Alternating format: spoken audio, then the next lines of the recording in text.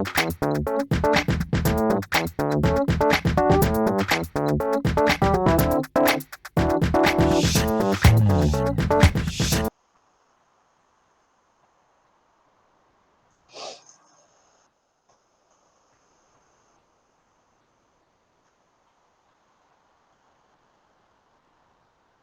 बेटा, बिस्मिल्लाहिर्रहमान। अच्छा बेटा, हमारे पास जो पेपर्स हैं, जो हमारे लिए बहुत ज़्यादा इम्पोर्टेंट हैं, एक तो हमारे पास पेपर्स हैं, 2 स्पेसिमेन पेपर हैं और एक फेब मार्च का पेपर है, ठीक है? और दूसरे हमें 2019 ऑनवर्ड सारे पेपर सॉल्व करने हैं। अच्छा, मैंने एक बुकलेट बनाकर 2019 ऑनवर्ड पेपर मैंने आप लोगों को शेयर की हुई है, ठीक है? उसको आप उसमें से सॉल्व कर लें, उसको डाउनलोड कर लें, प्रिंट आउट निकाल लें, ऑनलाइन कर लें, जैसा आपको फिजिबल हो कर लें। बस ये याद रखना है कि 2000 ऑनवर्ड सारा कोई भी ऐसा पेपर नहीं हो जो कि आपने अटेम्प्ट ना किया हो। और ये जो 3 हमारे पास पेपर हैं, 2 स्पेसिमेन पेपर और एक जो हमारे पास वो है फेब मार्च का पेपर है, वो आपको करना है, ठीक? अच्छा, स्पेसिमेन पेपर फेब मार्च का जो पेपर है वो बेसिकली हमारे फुल लेंथ पेपर है, 75 मार्क का पेपर है, इसमें सब कुछ हमारे सिलेबस का है। 2019 ऑनवर्ड जो आपको पेपर मिलेंगे, ये पेपर हैं 50 मार्क्स के। फिर उसके बाद इनके अंदर लॉजिक गेट का एक क्वेश्चन ऐड नहीं होगा। अगर लॉजिक गेट का क्वेश्चन आप पेपर 1 से कर लें तो ये आपके 60 मार्क का पेपर हो जाएगा। अच्छा, इसके अंदर जो प्रीलीज मटेरियल है वो अब चेंज हो गया, वो अनसीन सिनेरियो में कन्वर्ट हो गया। वो 20 मार्क्स का था, उसको अगर आप निकाल देते हो तो फिर अगेन ये 40 मार्क्स का हो जाएगा। डेटाबेस के अंदर जो क्वेरी बाय एग्जाम्पल है उसको आपको ख़त्म करके उसको सिक्वल स्टेटमेंट में कन्वर्ट करना होगा। यानी अगर आप 2019 से लेकर 2022 के पेपर सॉल्व करते हो तो बेसिकली आपको मिलेंगे 40 मार्क्स का पेपर मिलेगा, 75 मार्क्स का पेपर नहीं मिलेगा। ये एक लिमिटेशन है, ठीक है? तो 2019 से ऑनवर्ड जो पेपर आप सॉल्व कर रहे हो तो आप ये मत समझना कि आपने पूरा पेपर सॉल्व कर लिया है। वो 40 मार्क्स आपका पेपर आपको मिल रहा है, क्योंकि उसके अंदर अनसीन सिनेरियो नहीं है। या तो आप रिलीज मटेरियल जो दिया हुआ है उसको अनसीन सिनेरियो समझ के सॉल्व कर लें, ठीक है? चलो बेटा, बिस्मिल्लाहिर्रहमानिर्रहीम। We are starting solving a paper. This is specimen paper 2, ठीक है? स्पेसिमेन पेपर है, बेसिकली स्पेसिमेन पेपर हमारे पास 2 हैं, एक ए और एक बी। तो today we are solving paper 2 का बी वेरिएंट, सेकंड वेरिएंट हम स्पेसिमेन पेपर को सॉल्व कर रहे हैं। अच्छा, यू मे सी दैट ये आपका 75 मार्क्स का पेपर है। 1 आवर 45 मिनट्स आपको मिलेंगे इस पेपर को सॉल्व करने के लिए। इसमें से एटलीस्ट 30 मिनट्स आपको रिजर्व रखने हैं अनसीन सिनेरियो वाले क्वेश्चन को, इन 50 मार्क के क्वेश्चन के लिए। और रिमेनिंग जो 60 मार्क का क्वेश्चन है उसके लिए आपको ऑलमोस्ट जो है वो 1 आवर 10 मिनट्स आपको मिलेंगे, जिसके अंदर आपको सॉल्व करना है। अच्छा, you know that you can not use calculator, ठीक है? कैलकुलेटर आपको अलाउ नहीं है किसी भी पेपर में। हाँ, calculator must not be allowed. अच्छा, आप पेपर को सॉल्व करते हुए आप चाहो तो पेंसिल भी यूज़ कर सकते हो। पेंसिल का मार्क एक एज अ नॉर्मल कंसीडर होता है, ठीक है ना? असल में बहुत सारी चीज़ें ऐसी हैं जिसको अगर आप पेन से करोगे तो आपको बार बार इरेज करना पड़ता है। प्रोग्रामिंग के अंदर तो ये होता है, चेंजेस बहुत ज़्यादा आ रही होती हैं तो हमें इरेज करना पड़ता है। तो उसके अंदर सम टाइम स्टूडेंट अपने आप को कंफर्टेबल फील कर रहा होता है कि वो पेंसिल के मार्क को यूज़ करे, ठीक है बेटा? तो लेट अस स्टार्ट। ये पहला क्वेश्चन है। इस क्वेश्चन के अंदर क्वेश्चन नंबर 1,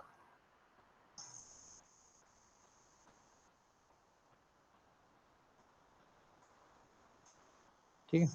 अच्छा, ये क्वेश्चन नंबर 1 में क्या कह रहा है कि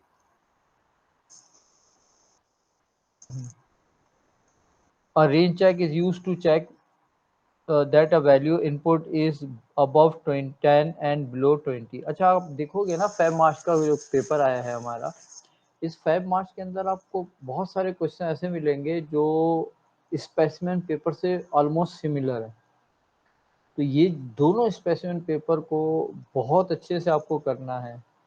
हाँ, फेब मार्च का पेपर तो स्पेशली सिर्फ इंडिया में होता है, बाकी पूरी दुनिया के अंदर तो पेपर जो है वो मई जून में होता है। तो आपके लिए भी ये स्पेसिमेन पेपर बहुत ज़्यादा इम्पोर्टेंट है। इसी टाइप का क्वेश्चन फेब मार्च के अंदर जब पेपर सॉल्व करोगे तो आपको मिलेगा। और range check is used to check whether a value is above 10 and below 20। अच्छा, tick the value to show which value would be accepted, यानी कौन सी वैल्यू नॉर्मल होगी। हमें मालूम है कि we have 3 different type of test data, 4 different type of test data. Normal जो range में होता है, एब नॉर्मल जो रेंज से बाहर होता है, एक्सट्रीम जो बाउंड्रीज पर होता है, और बाउंड्री डेटा। ठीक है, तो अब आपको 10 और 15 20 के बीच में ये वैल्यू है, इसको आप ये कहोगे कि नॉर्मल डेटा है। 10 की अगर बात करते हो तो हम ये कहेंगे कि 10 जो है वो एक्सट्रीम डेटा है और 20 भी आपका एक्सट्रीम डेटा है। तो आपको क्या चाहिए था, range check is use to check whether the value input is above 10 and below 20। तो ये आपके पास आ गया 15। अच्छा भी, 4 programming concepts and 4 descriptions are shown, आपको अब ये देखना है। अच्छा भी, अब ये क्या कह रहे हैं कि लाइब्रेरी रूटीन, हमने बात की थी रूटीन या सब रूटीन क्या है। सब रूटीन या routine are section of code that perform part of task, that perform part of task. ठीक है, ये इसको दो ग्रुप में हमने डिवाइड किया था। हमने कहा था एक फंक्शन होता है जो वैल्यू को हमेशा रिटर्न करता है, और एक प्रोसीजर होता है जिसको वैल्यू रिटर्न करने की नीड नहीं होती है। अच्छा, कुछ सब रूटीन ऐसी होती हैं जो कि आप बनाते हैं, इसको यूज़र डिफाइंड सब रूटीन कहते हैं। और कुछ सब रूटीन जो है यूज़र डिफाइंड, बनी बनाई हमें मिलते हैं, इसको हम कहते हैं बिल्ट इन या लाइब्रेरी सब routine. Library routine, library routine आपको बनी बनाई मिलती है, आप इनको यूज़ कर लो बस। इसमें एडवांटेज आपको ये होता है कि ये वेल टेस्टेड पहले से बनी हुई है, बहुत सारे लोगों ने इसको यूज़ किया हुआ है, तो हम कहते हैं कि वेल टेस्टेड है। और दूसरा हमारे पास एडवांटेज ये है कि आपको ये लिखना नहीं पड़ रहा, पहले से बनी हुई है, तो आपका टाइम बच रहा है। तब ये कह रहा है लाइब्रेरी रूटीन और सब routine that may not return a value और स्टैंडर्ड सब routine that is available for immediate use. ठीक है, फिर उसके बाद क्या, स्ट्रक्चर डायग्राम। किस आपका जो आपको याद होगा जब हम एवरेज पढ़ रहे थे, तो हमने एवरेज को के लिए हमने क्या किया था कि हमने कहा था कि एवरेज को हम डिवाइड कर सकते हैं 3 डिफरेंट मॉड्यूल्स के अंदर। एक क्या है, इनपुट नम ले रहा है, ये नम क्या इनपुट लेने के बाद ये मेन मॉड्यूल को दे रहा है n1 n2। मेन मॉड्यूल ये वैल्यू दूसरे मॉड्यूल को प्रोवाइड कर रहा है n1 n2। इसका काम है कैलकुलेशन, और ये एवरेज कैलकुलेट करके मेन मॉड्यूल को दे रहा है। मेन मॉड्यूल ये एवरेज पास कर रहा है तीसरे मॉड्यूल को, जिसका काम डिस्प्ले करना है। ठीक है, अब इसके अंदर हमने कहा था कि हमारे पास ये दो मॉड्यूल हैं जो वैल्यूज अपर मॉड्यूल को सेंड कर रहे हैं। तो इन दो मॉड्यूल को आपको याद होगा, हमने कहा था ये फंक्शंस हैं, और ये वैल्यू रिटर्न नहीं कर रहा है, तो इसको हमने कहा था ये प्रोसीजर है। ठीक है, ये वैल्यू रिटर्न नहीं कर रहा है, तो हमने कहा कि ये प्रोसीजर है। और ये जो वैल्यूज बीइंग ट्रांसमिटेड, जो वैल्यू आप एक्सचेंज कर रहे हैं ना, इन वैल्यूज को हमने कहा था पैरामीटर। ये सारे आप देखोगे, ये सब कॉन्सेप्ट जो है क्वेश्चंस, इन सब कॉन्सेप्ट के क्वेश्चन एग्जाम में आए हैं। और इस डायग्राम को, ये जो डायग्राम आपने बनाई है, इस डायग्राम को हम कहते हैं स्ट्रक्चर डायग्राम। ये स्ट्रक्चर डायग्राम जो है, ये आपको आपके सिस्टम का हायरार्की बता रही है कि सिस्टम में टॉप पर कौन है, उसके बाद सेकंड लेवल में कौन से मॉड्यूल हैं। टॉप के ऊपर ये वाला मॉड्यूल है, इसके बाद सेकंड लेवल के अंदर ये वाले मॉड्यूल्स हैं, और फिर उसके बाद थर्ड लेवल, अगर इसके नीचे मॉड्यूल होते हो, थर्ड लेवल के मॉड्यूल होते हैं। ठीक है, अब इसी से रिलेटेड देखें आपके पास एग्जाम में क्वेश्चन आए। देखिए क्या कह रहा है कि स्ट्रक्चर डायग्राम, स्ट्रक्चर डायग्राम को हम कह रहे हैं कि सब an overview of program. Program का जो ओवरव्यू है इसको हम स्ट्रक्चर डायग्राम कह रहे हैं। फिर ये कह रहा है प्रोसीजर। प्रोसीजर क्या है? अ सब routine that may not return a value. और फिर उसके बाद कह रहा है फंक्शन। तो फंक्शन क्या है अभी? सब routine that can be used in assignment statement. अच्छा, अब ये क्या मतलब हुआ असाइनमेंट स्टेटमेंट में कि देखें होता ये है कि जब फंक्शन कोई वैल्यू रिटर्न करता है तो वैल्यू हमें किसी वेरिएबल में स्टोर करनी होती है। फॉर एग्जांपल मैं आपसे कहता हूँ कि दो नंबर हैं 30 और 8। 30 को 8 से डिवाइड कर दें और जो रिमाइंडर है वो कैलकुलेट कर लें। तो इसके लिए हम मॉड का फंक्शन यूज़ करते हैं। मॉड का फंक्शन क्या करेगा? 30 को 8 से डिवाइड करेगा और जो रिमाइंडर आएगा, जो रिमाइंडर है, ये रिमाइंडर रिटर्न करेगा। ये रिमाइंडर किसी वेरिएबल में स्टोर होगा। सपोज किया हमने कहा कि reminder is equals to mod 30, 8। अब देखें क्या हुआ है कि पहले मॉड क्या करेगा? ये 30 और 8 को डिवाइड करेगा और डिवाइड करने के बाद जो वैल्यू आएगी इस वैल्यू को रिटर्न कर देगा। तो ये वैल्यू रिटर्न होके असाइनमेंट रिमाइंडर के अंदर असाइन हो जाएगी। ठीक है, रिमाइंडर के अंदर ये वैल्यू असाइन हो जाएगी। तो हम ये कहते हैं कि यहाँ पर क्या हुआ है कि असाइनमेंट का काम हुआ है। देखिए जब भी किसी फंक्शन को कॉल करते हैं, किसी फंक्शन को इस तरह यूज़ करना, किसी भी फंक्शन को इस तरह यूज़ करना, इसके लिए एक स्पेसिफिक टर्म हम यूज़ करते हैं और वो टर्म है फंक्शन कॉल। जब भी किसी फंक्शन को कॉल करते हैं तो वो वैल्यू रिटर्न करता है और उस वैल्यू को हमें किसी वेरिएबल में स्टोर करना होता है। इसका मतलब ये हुआ कि फंक्शन कॉल के बाद जो वैल्यू होगी किसी वेरिएबल में स्टोर होगी। वैल्यू को किसी वेरिएबल में स्टोर करने को हम कहते हैं असाइनमेंट। तो फंक्शन जब भी कॉल होगा असाइनमेंट होगी। क्या बात हो रही है? फंक्शन कॉल करने का मतलब ये कि फंक्शन को यूज करना, एग्जीक्यूट करना। जब फंक्शन को एग्जीक्यूट करेंगे तो फंक्शन वैल्यू रिटर्न करेगा, क्योंकि फंक्शन का काम है वैल्यू रिटर्न करना। जब फंक्शन वैल्यू रिटर्न करेगा तो उसको किसी वेरिएबल में स्टोर करना होगा। किसी वेरिएबल में वैल्यू को स्टोर करने को हम असाइनमेंट कहते हैं। तो ये क्या है यहाँ पर फंक्शन हमेशा क्या होता है? देखो इस क्वेश्चन को किस तरह चेंज करके इसने बोला है, अ सब routine that can be used in an assignment. ठीक है बेटा, हमने कहा कि सब रूटीन क्या है? सेक्शन ऑफ कोड है जो कोई काम करता है, कोई part of the task perform करता है। इसमें एक वैल्यू होगी फंक्शन जो वैल्यू रिटर्न करेगा, कहीं किसी वेरिएबल में असाइन होगी, और एक फंक्शन एक सब रूटीन है जो वैल्यू रिटर्न नहीं करता है। ठीक है बेटा, ये आपके पास हो गया। अब इसके बाद क्या कह रहा है कि a program checks if the weight of a baby is at least 2 kg। अब देखें बेटा, आपके पास ये क्वेश्चन बड़ा कॉमन है जो वैलिडेशन वेरिफिकेशन के अंदर यूज होता है, वैलिडेशन में यूज होता है। वैलिडेशन का पर्पस होता है कि आप ये चेक करें कि जो वैल्यू है वो सेंसिबल है या नहीं है। ठीक है, अब देखें क्या कह रहा है कि एक program checks that the value of a baby is at least 4। ये एटलीस्ट 4 का मतलब क्या हुआ कि सॉरी एटलीस्ट 2। एटलीस्ट 2 का मतलब क्या हुआ कि 2 से कम नहीं हो सकती है, 2 से ज्यादा हो सकती है। ठीक है ना। Give with reason two different values two of test data. अब आपके पास टेस्ट डेटा है, हमें मालूम है कि टेस्ट डेटा को हम 4 ग्रुप में डिवाइड करते हैं। अच्छा देखो बेटा, जितने स्पेसिमेन पेपर है ना उस सब में और फेब मार्च के पेपर में टेस्ट डेटा यूज हुआ है, यानी टेस्ट डेटा आपके लिए बहुत ज़्यादा इंपॉर्टेंट है। अच्छा, टेस्ट डेटा जो है वो 4 डिफरेंट टाइप का टेस्ट डेटा होता है। पहला टेस्ट डेटा ऐसा है जो कि जो अ, उसमें ऐसी वैल्यू होती है जो एक्सेप्ट हो जाए। जिस तरह आपसे कह रहा है कि एटलीस्ट 2 kg हो, यानी 2.5, 3, 4 kg एक्सेप्ट हो जाएगा, तो इसको हम कहते हैं नॉर्मल डेटा। अच्छा, एक ऐसा डेटा होता है जिसकी वैल्यू क्या हो जाती है,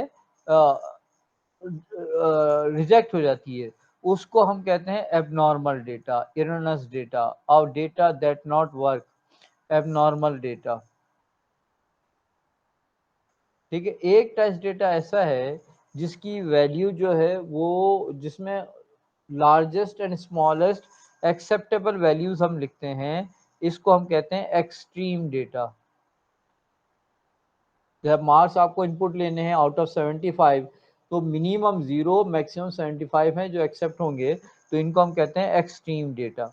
एक ऐसा डेटा है जो क्या करता है, बाउंड्री डेटा, ये बाउंड्री पर होता है। बाउंड्री डेटा वो डेटा है, असल में हर डेटा की दो बाउंड्रीज होती हैं। एक बाउंड्री पर जो डेटा आइटम होता है वो एक्सेप्ट हो जाता है, और एक बाउंड्री पर जो डेटा आइटम है वो रिजेक्ट हो जाता है। फॉर एग्जांपल, मैं कहता हूँ कि पाकिस्तान में जॉब करने के लिए आपकी एज 18 से लेके 60 होनी चाहिए, ठीक है ना, ये आपकी जॉब की रेंज है। अब अगर किसी की एज 25 है तो नॉर्मल होगा, 30 है तो नॉर्मल होगा, 40 है तो नॉर्मल होगा। किसी की एज 10 है तो एबनॉर्मल होगा, 15 है तो एबनॉर्मल होगा, 65, 75, 90 होगा तो एबनॉर्मल होगा। किसी की एज अगर 18 हुई तो ये एक्सट्रीम होगा, 60 हुई तो एक्सट्रीम होगा।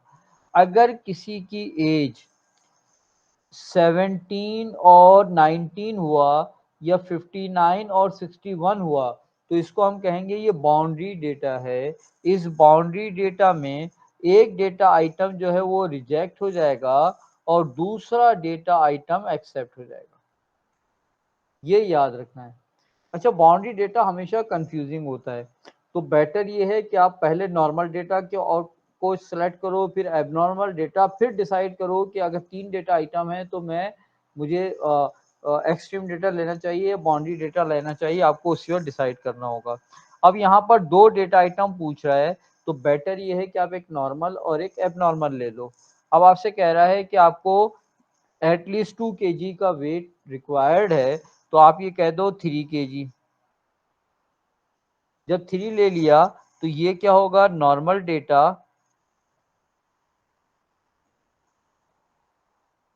Used to check algorithm is accepting data in range or not। ठीक है बेटा।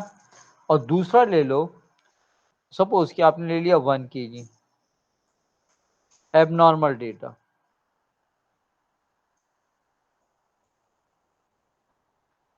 मस्ट बी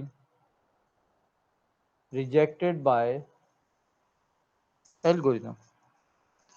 आपका एल्गोरिदम अगर इस डेटा को रिजेक्ट नहीं कर रहा है तो आपके एल्गोरिदम में एरर है। अच्छा, अब आपसे क्या कह रहा है कि circle 2 action that a program needs to take to store data in a file. अगर आपको फाइल हैंडलिंग करनी है, आपको याद होगा फाइल हैंडलिंग के अंदर हमने कहा था कि हमारे पास जो है, जो फाइल को हम ओपन कर रहे होते हैं, इसके अंदर फाइल ओपन की कमांड है, ठीक है, और फाइल ऑपरेशन की कमांड है।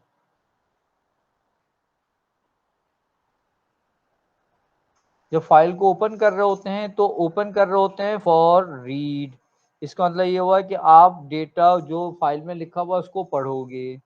फॉर राइट, इसका मतलब ये हुआ कि आप डेटा इसके अंदर ऐड करोगे। फॉर अपेंड, अच्छा फॉर अपेंड हमारे सिलेबस में तो खैर नहीं है, बस ऐसे ही आप समझ लें कि अगर एक डेटा, अगर आपके पास कोई फाइल बनी हुई नहीं है या फाइल बनी हुई है, और अगर आपने ओपन फॉर राइट कर दिया, तो अगर ये क्या करेगा, एक नई फाइल बनाएगा। अगर उस नाम से फाइल पहले से बनी हुई हो तो उसको डिलीट करके नई फाइल बनाएगा, उसको ओवरराइट कर देगा, यानी पुराना डेटा आपका बिल्कुल खत्म हो जाएगा। अगर आपने कभी किसी फाइल को फॉर राइट ओपन कर दिया तो ये नई फाइल बनाएगा, अगर उसमें डेटा पहले से बना हुआ है, लिखा हुआ है, तो उसको वो इरेज कर देगा। ठीक है बेटा। अच्छा, फॉर राइट के अंदर ये हो रहा है। फॉर रीड का मतलब ये हुआ कि फाइल पहले से बनी हुई है, उसका डेटा आप पढ़ रहे हो। और फॉर अपेंड, ये अपेंड में और रीड और राइट में क्या डिफरेंस है। फॉर अपेंड के अंदर फाइल में डेटा एट एंड ऐड हो रहा होता है, ऐड एट एंड, यानी पहले से अगर फाइल बनी हुई है तो उसके डेटा को ये इरेज नहीं करेगा, उसके अंदर डेटा को आखिर में ऐड कर देगा। अच्छा, फाइल के जो ऑपरेशंस हैं वो हमारे पास टू डिफरेंट टाइप के फाइल ऑपरेशंस हैं।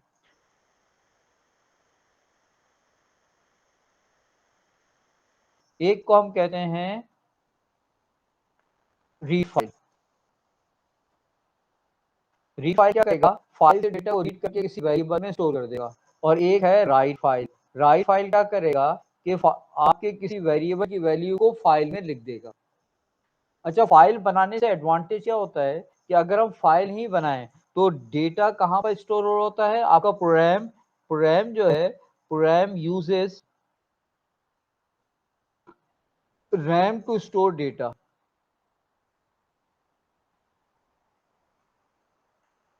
और रैम क्या होती है हमारी, टेम्पररी होती है। इसके अंदर जो भी डेटा है वो इरेज हो जाता है जैसी पावर ऑफ होता है, ठीक है ना। To store data permanently,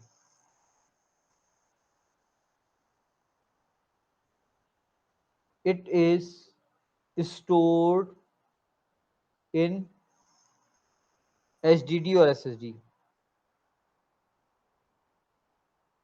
in the form of file। ठीक है, इसलिए आपको फाइल की नीड होती है। अगर आप डेटा को परमानेंटली स्टोर कर रहे हैं, अगर आपने डेटा को परमानेंटली स्टोर नहीं कर रहे हैं, प्रोग्राम बना रहे हैं, उसमें डेटा को ऐड कर रहे हैं, कैलकुलेशन कर रहे हैं, तो सारा का सारा काम रैम के अंदर होगा। जैसे ही पावर ऑफ करोगे या प्रोग्राम को क्लोज करोगे, सारा डेटा इरेज हो जाएगा। आप चाहते हो आपका डेटा इरेज नहीं हो, तो फिर आपको क्या करना पड़ेगा, आपको यूज करना पड़ेगा फाइल ऑपरेशन फॉर आपको फाइल यूज करनी पड़ेगी। फाइल यूज करने से आपको एडवांटेज ये होगा कि आपका डेटा जो है वो, हाँ भाई, अच्छा, अब क्या बात हो रही है, ये कह रहा है कि outline the action the program needs to take to prevent, है जिस क्या हो रहा है, अच्छा भाई, a program halted unexpectedly with the message file not found while trying to read data from a file. आप किसी फाइल से डेटा को रीड करने की कोशिश कर रहे हो, उसने एरर दे दिया, file not found. Outline the action that program needs to take to prevent this error occurring. हाँ भाई, अब आपको क्या करना है, नहीं सॉरी, पहले क्या है, ये वाला प्रोग्राम ये है, ये मैंने किया। अच्छा, क्या कह रहा है भाई, circle two action that a program needs to take to store data in a file। आपको किसी फाइल में डेटा को स्टोर करना है तो पहले आपको फाइल को ओपन करना पड़ेगा और फिर उसके बाद उसमें डेटा को राइट करना पड़ेगा। फाइल के अंदर डेटा स्टोर करने की कमांड होती है राइट। ठीक है भाई, फाइल में डेटा को स्टोर करने के लिए हम राइट की कमांड यूज करते हैं। अच्छा भाई, अब दूसरा पार्ट क्या है कि अब RAM halted unexpectedly with the, ये हमने कहा ना कि रीड है और फॉर राइट है, फॉर रीड है और फॉर राइट है, ये रीड है, ये राइट है। अच्छा भाई, क्या कह रहा है, अ program halted unexpectedly with the error message file not found while trying to read data from a file। जब आपको किसी फाइल का डेटा पढ़ना है तो जब फाइल को ओपन करते हैं तो अगर वो फाइल बनी हुई पहले से नहीं हो तो ये एरर आ जाता है कि फाइल नॉट फाउंड। अब ये कह रहा है कि फाइल नॉट फाउंड के एरर को आप कैसे प्रिवेंट कर सकते हो, तो आपको क्या करना होगा भाई, जब आप फाइल को ओपन कर रहे हो तो पहले आपको जाके चेक करना चाहिए कि फाइल जो है वो ड्राइव में है या नहीं है। हाँ, राइट, बिफोर राइटिंग कोड, या हम क्या लिखेंगे, firstly confirm the presence of file in storage device. ठीक है, सबसे पहला काम क्या करना है आपको कि कंफर्म करना है कि आपकी फाइल जो है वो स्टोरेज डिवाइस में है।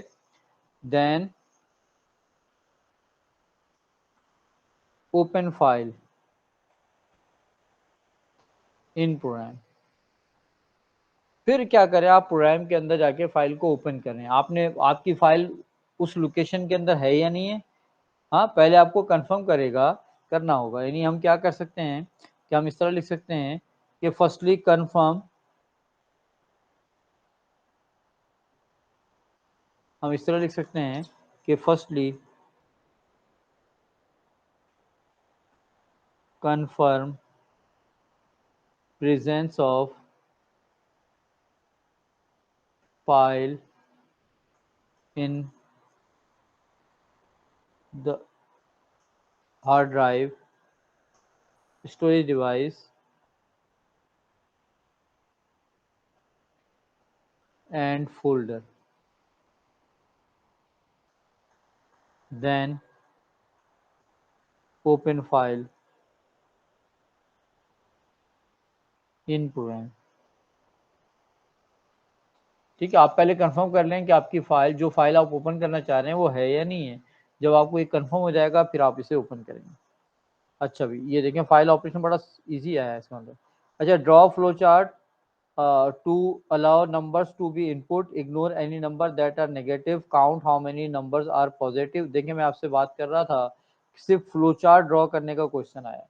कभी कभी देखिए आपके पास मोस्टली तो ये होता है कि क्वेश्चन के साथ ऑप्शन होता है कि ड्रॉ फ्लो चार्ट और सूडो कोड एनीथिंग एल्स, है ना। कभी कभी वो स्पेसिफाई कर देता है कि आपको फ्लो चार्ट ही बनाना है या सूडो कोड ही बनाना है। तो आपको प्रैक्टिस सूडो कोड बनाने और फ्लो चार्ट बनाने की दोनों की करनी है, ठीक है ना। आप ये मत सोचिएगा कि भाई आपके पास ऑप्शन आएगा, जरूरी नहीं। देखो इस क्वेश्चन के अंदर इन्होंने कोई ऑप्शन नहीं दिया, तो ऐसा क्वेश्चन आपके पास भी आ सकता है। और ये क्वेश्चन जो है 6 मार्क्स का क्वेश्चन है, आप 6 मार्क्स का रिस्क नहीं ले सकते। ठीक है भाई, क्या कह रहा है, भी आपको फ्लो चार्ट बनाना है। इस फ्लो चार्ट के अंदर क्या करना है कि इनपुट लेना है। अगर इनपुट नंबर जो है नेगेटिव है तो उसको इग्नोर करना है, और अगर ये पॉजिटिव है तो उसको काउंट करना है। हाउ मैनी का मतलब क्या होता है, counting. How many people are there, यानी count people are, how many people are there means count the number of people. How many chairs are there means count the number of chairs. तो जब भी how many की बात आएगी तो जो है ये बात हो रही होगी काउंटिंग की। Output the count of positive number, देखिए अब इसने बोल दिया। And numbers when zero is input. ये देखो जीरो जो है ये इनपुट करने पर आपका प्रोग्राम एंड हो रहा है, इसको हम कहते हैं, ये है हमारी रोग वैल्यू। रोग वैल्यू क्या होती है, a value that stops input and, हाँ, a value that stops input is known as rogue value. अच्छा भाई, अब इसका फ्लो चार्ट हमें बनाना है। सबसे पहले हम स्टार्ट करेंगे। अच्छा भाई, आपको काउंट करना है कि how many positive numbers are there, ठीक ना। तो इसका मतलब ये हुआ कि अब आपको एक काउंटर चाहिए, काउंट पॉजिटिव, और इसको हमने कर दिया जीरो। काउंटिंग हमेशा हम जीरो से स्टार्ट करते हैं। ठीक है भाई, अब क्या कह रहा है कि allow numbers to be input, तो अब नंबर इनपुट ले लें आप। इनपुट नम, फ्लो चार्ट में वेरिएबल डिक्लेयर नहीं करते हैं, ये हो गया। अच्छा, ignore any number that are negative, तो पहले आप चेक कर लो कि नंबर नेगेटिव है या नहीं है। Is num lesser than zero, yes. तो आप क्या करोगे, इस नंबर को इनपुट इग्नोर करके दूसरी इनपुट पर आ जाओगे। देखें ये क्या हो रहा है, ये हो रहा है कि इनपुट, हाँ भाई, ignore any number that are input and count how many numbers are positive. तो अब आपका अगर नंबर जो है वो लेसर देन जीरो नहीं है, तो फिर चांस ये हो सकता है कि नंबर जीरो हो, या फिर चांस ये हो सकता है कि नंबर वन हो, जीरो से बड़ा हो, ठीक है ना। तो अगर नंबर जीरो होगा तो आपको स्टॉप हो जाएगा। अच्छा, तो यहाँ पर आके आपको चेक करना पड़ेगा, इस number is not laser than zero, ठीक है। तो अब आपको चेक करना है कि नंबर पॉजिटिव है या जीरो है। आप ये कहोगे इज नम इक्वल्स टू 0, ठीक। अगर नम 0 हो गया, यस, तो आपको क्या करना है भी, अगर नंबर 0 हो गया तो आपको आउटपुट देना है how many numbers are positive,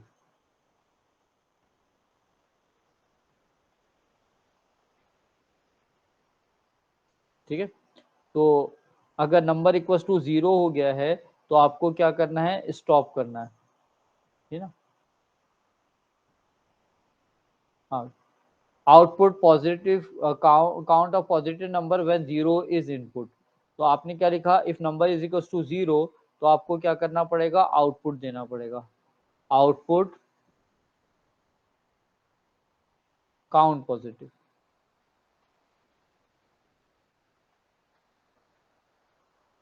ठीक है। और फिर आप क्या कर दोगे, स्टॉप कर दोगे। अच्छा भी, अब नंबर जो है वो लेसर देन 0 नहीं है, नंबर जो है वो इक्वल्स टू 0 नहीं है, तो इसका मतलब ये हुआ कि नंबर पॉजिटिव है। तो अगर नंबर पॉजिटिव आ जाएगा तो आप क्या करोगे, इसे काउंट कर लोगे। आप क्या लिखोगे, count pos equals to count pos plus 1,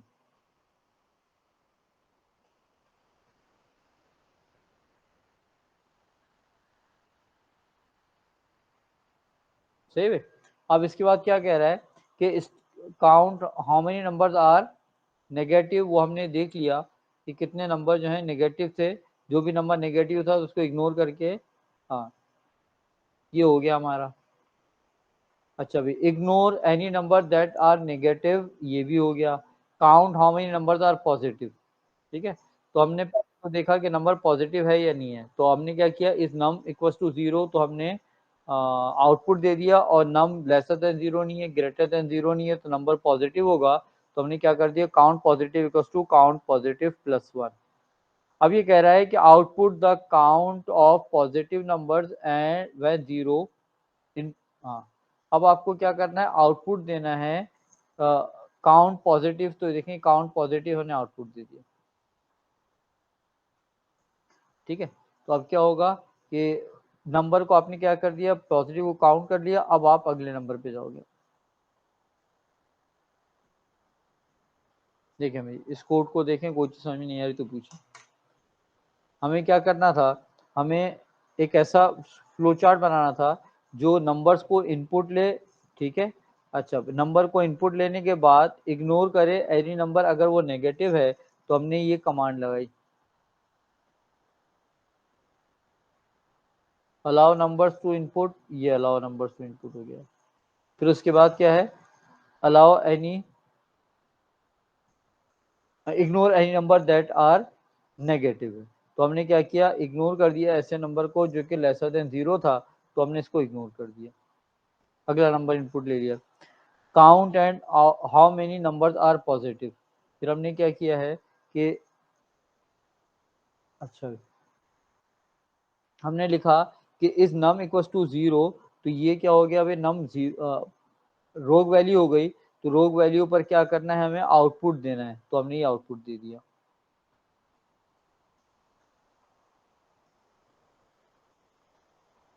ठीक है। और फिर उसके बाद अगर नंबर जो है वो पॉजिटिव हुई, तो हमने count positive equals to count positive plus 1 कर दिया, और यहां से इधर आ गया। ये हमारा क्या है, फ्लो चार्ट, ठीक है बेटा। ये फाइल में शेयर कर दूंगा। Explain the changes you will make to your algorithm to also count the negative number. अगर आपको नेगेटिव नंबर्स भी काउंट करने हैं तो आपको क्या करना होगा, तो सिंपली आप क्या करोगे कि जैसे ही आपने चेक किया कि नंबर लेसर देन 0 है, तो हमने क्या किया, इसके अंदर count negative equals to count negative plus 1 कर दिया, ठीक है। और दोबारा इनपुट की तरफ आ, यानी अगर ये नेगेटिव नंबर का मसला होता तो यहाँ पर हम लिख देते count neg equals to count neg plus 1, सही। अच्छा,